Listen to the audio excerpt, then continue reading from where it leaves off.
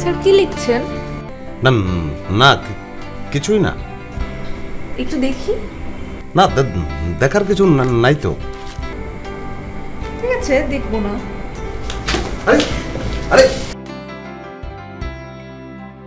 কবিতা? হ্যাঁ, কবিতা লেখার চেষ্টা করছি। আমার সমস্ত কিছু ইচ্ছে হয় দিয়ে দেই তোকে, যা কিছু সম্পদ আছে স্থাবর অস্থাবর, মনে হয় তুলে দেই করতলে তোর। স্যার আপনি কাকে নিয়ে লিখছেন? আপনি কাকে তুই করে বলেন? সেটা তো বলা যাবে না। আমাকে তো নিয়ে নয় নিশ্চয়ই। আপনি কাকে তুই করে বলেন? কবিতায় তুই তুমি সব একাকার হয়ে যায়। যেমন ভেঙে মোর ঘরের চাবি নিয়ে যাবে কে আমার, না পেয়ে তোমার দেখা একা একা দিন যে আমার কাটে নাবে। একবার তো তুই, আবার তুমি। স্যার আমি আপনাকে তুমি করে ডাকি? হ্যাঁ হ্যাঁ, তাহলে স্যার বলে কিন্তু ডাকতে পারবো না। চন্দন, আমার হাতটা একটু ধরবেন?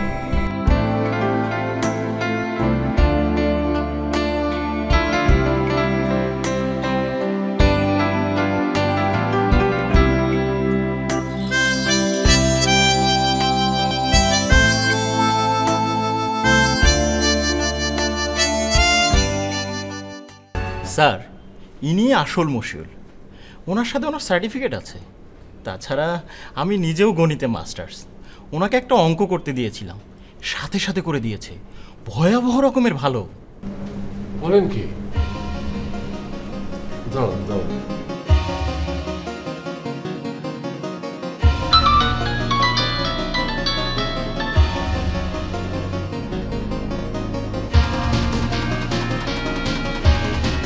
হ্যাঁ নাসের, কি খবর বল?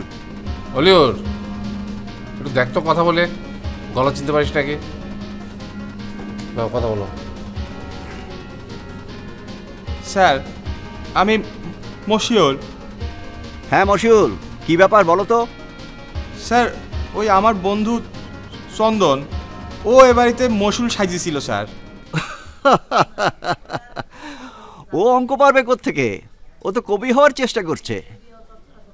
দাও তো, নাসেরকে দাও ফোনটা। জি স্যার।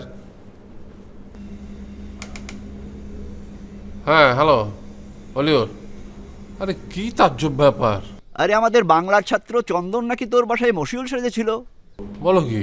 ও তো কবি হওয়ার চেষ্টা করছে, ও আবার ঠক বাটপার হলো কবে থেকে।